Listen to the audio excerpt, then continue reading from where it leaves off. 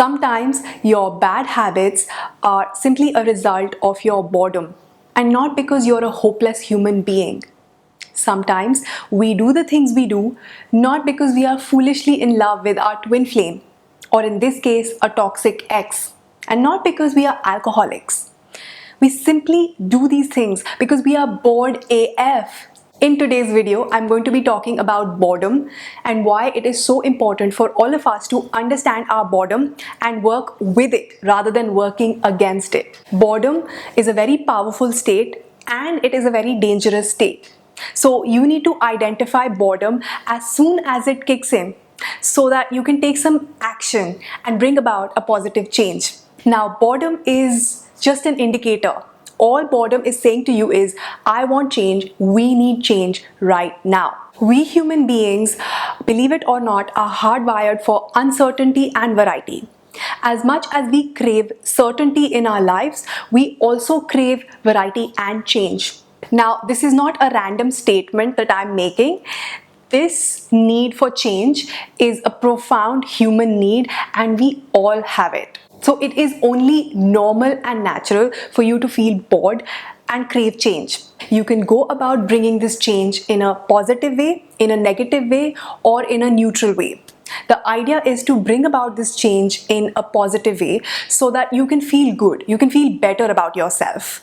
But most of us bring about this change in a negative way, which sends us into a downward spiral of emotions. I am now going to pop on screen this emotional guidance chart by Abraham Hicks, and this is an amazing tool. As you can see on this chart, boredom is literally the midpoint between feeling good and feeling bad. It is the tipping point. It is the border between a high vibe emotional state and a low vibe emotional state. Most of us are operating on autopilot and we bring about this change in not a very wholesome way.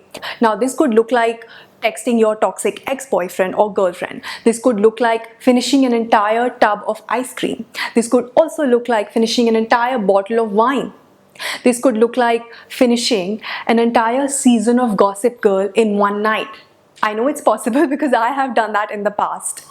And then it's also possible that you become Gossip Girl yourself and then you end up gossiping and bitching for 2 hours with a friend. And now all of this is very promising in the short term. Like, it offers instant entertainment, it offers a lot of comfort, so we indulge. But this always sends you spiraling down the emotional hole. So you're feeling bored, you bring about a negative change, you feel entertained for a while, and then you start feeling frustrated, pessimistic, fearful, guilty, shameful, and sad.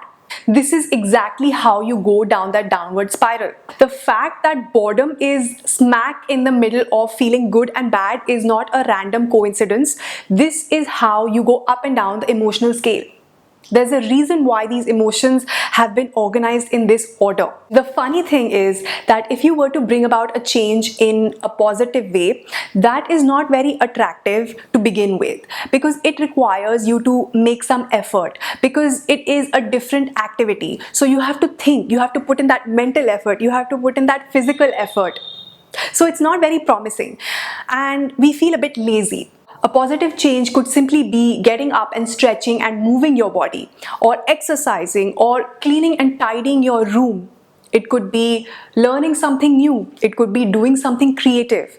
It could simply be doing different things or doing things differently. As you start doing something positive for yourself, I promise you, you will start feeling better and you start moving up on that emotional scale. So from boredom, you move to feeling hopeful, inspired, motivated. You move to feeling fulfilled, happy, and joyful. Being in a state of joy is one of the most high vibe states out there. So the idea is to live in that space of joy most of the time. One general rule of thumb that I like to apply is that if I'm bringing about a change and it is focused on outward things and other people, then it is probably not a positive way to bring about change. But if this is focused on me and myself, then it is most likely a positive way to bring change. So that is just what I tend to focus on.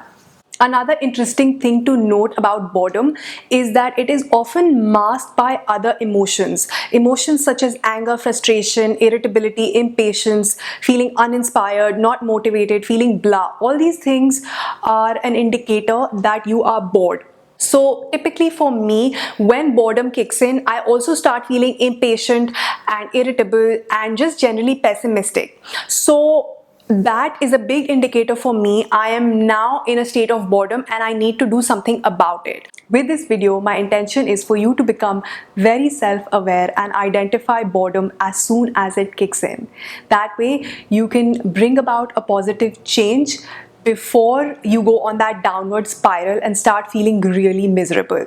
Boredom is just a trigger, it's just an indicator that you need change. And the idea is to bring about that change in a positive way so that you can then feel motivated, happy, fulfilled, and joyful. And my friends, that is it for today's video. I hope you found it useful.